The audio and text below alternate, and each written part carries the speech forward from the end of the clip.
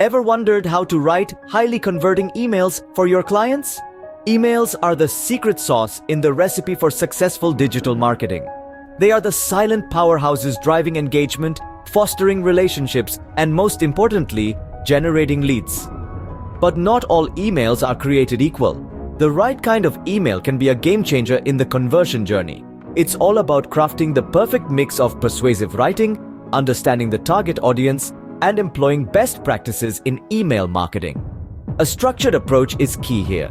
Your email needs to have a compelling subject line, a personal touch in the opening line, deliver value in the body, have a clear call to action, and a closing that leaves the door open for future interaction.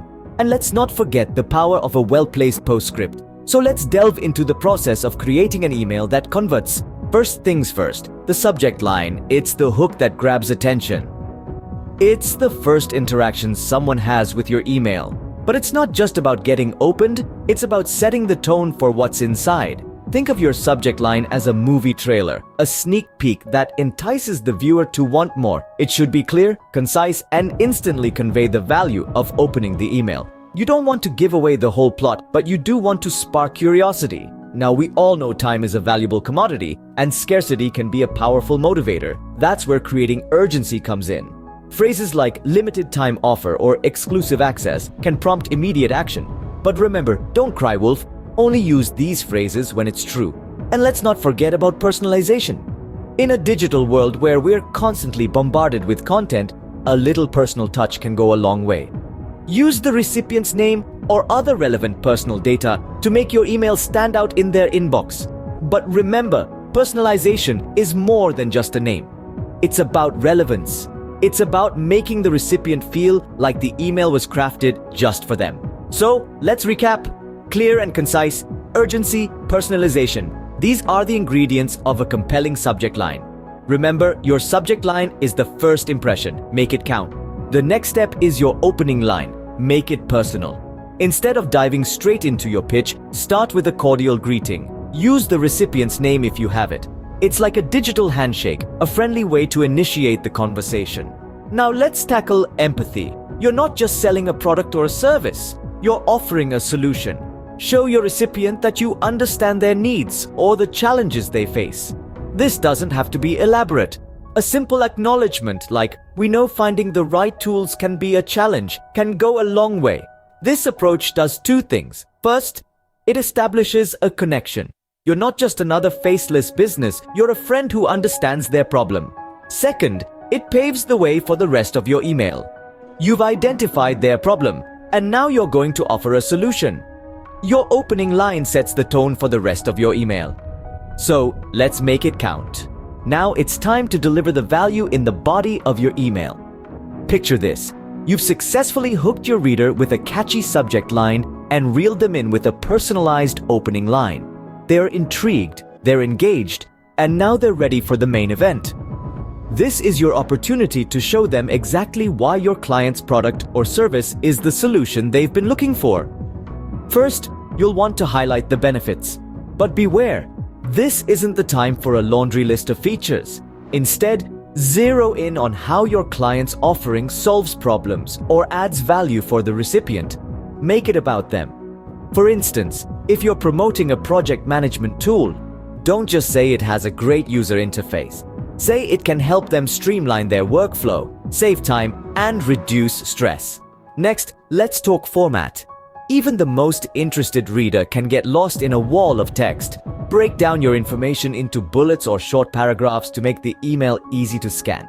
This allows your key points to stand out and makes it easier for the recipient to absorb the important information. Lastly, include some social proof. Social proof is a powerful psychological tool that can seriously boost your credibility. This could be testimonials, case studies, or success stories from satisfied customers. This gives the recipient a sense that others have found value in your client's offering, making them more likely to see it as a worthwhile investment. Remember, the body of your email is where you make your case.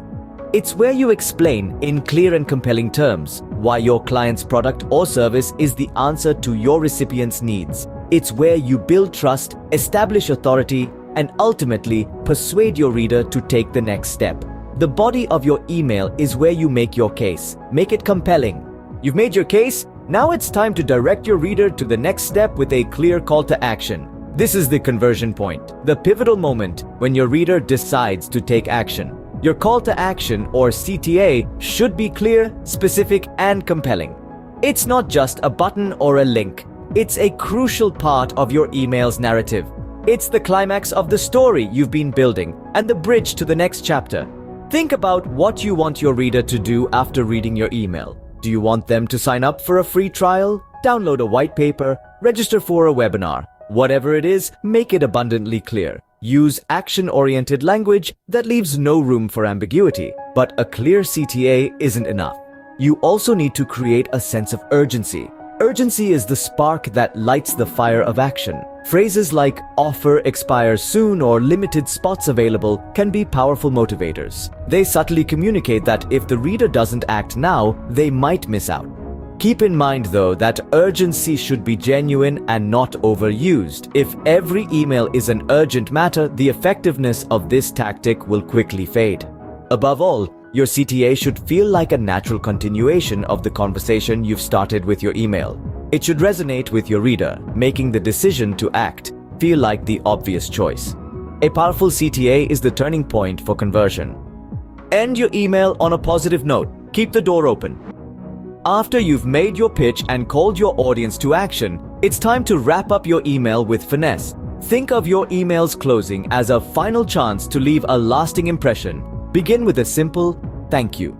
This expression of gratitude can go a long way in leaving a positive impression on your email's recipient. It's a small gesture, but it shows respect and appreciation for the reader's time. Next, ensure you provide clear contact information.